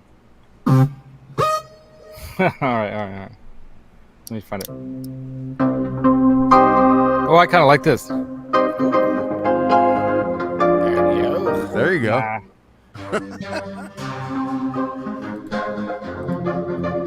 You almost need like two different keyboard sounds. This one's called D50 stack. Okay, I'm going to move the microphone out of the way so I can not... it's in my way. See, that's not the right sound either. I have to have the right sound. That's the thing. Harpsichord? Like you need the double keyboard.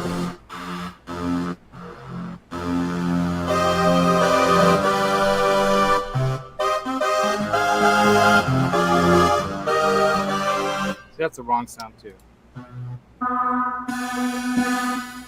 You know what? Let me do more of like a keyboard organ kind of thing.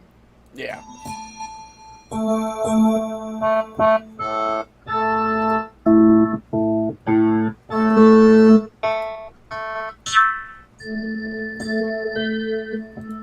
Wait a minute. Maybe around here somewhere.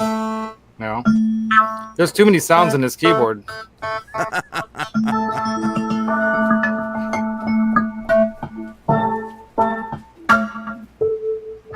Oh, I kind of like that. Ice keys. No, that's wrong.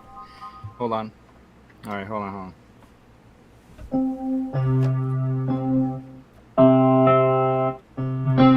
All right, here we go. I kind of like this. This is kind of more like from Chicago from the 80s. It's called Players EP. All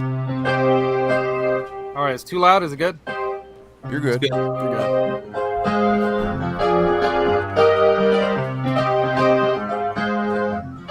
Yeah, I like that sound a lot better. Worth the wait. Now you just need Peter Cetera singing something. You're good.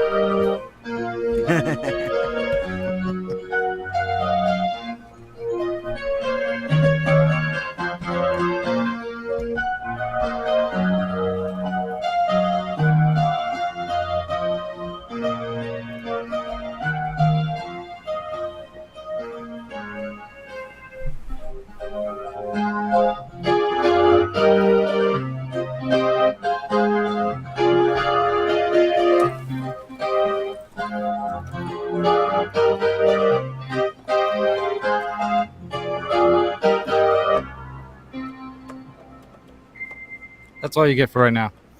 Anyway, that's the song I wrote. Wait, listen. I call it my recorded- John Tesh song. There you go. I recorded some guitar. I'm going to put some strings behind cellos and violins. Yeah. So listen Right. here. Bring it. Oh. Ooh, ooh, ooh.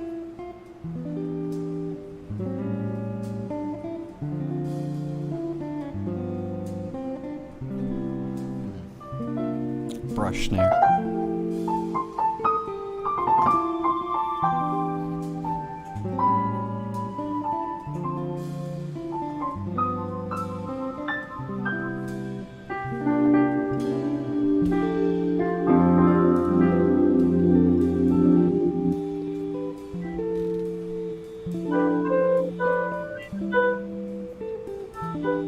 Sorry, I'm messing it up. No, that's all right. Yeah, the B3 would be a good one, Raymond. You're right. I could definitely tell those are brush snare, like brushes. Yeah. Stuff, and I'm like, love it. Love it. But yeah, there's gonna be more.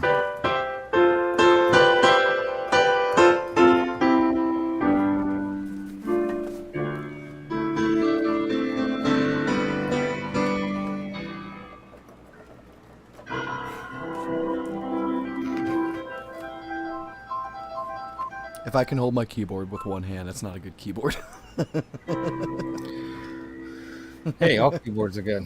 Right on. So until next time, you guys. Yeah, entertain tonight, John Tesh. I call it my John Tesh song because remember that Saturday Night Live thing when they're like doing that skit where they're like showing this like, hey, we got this song for the new sports thing, you know. It's like Always Questlove on it. yeah. Questlove's always on it. Yeah, I love that stuff. Anyway, but yeah, I have a bunch of different songs. There's a lot in my brain that I need to put together.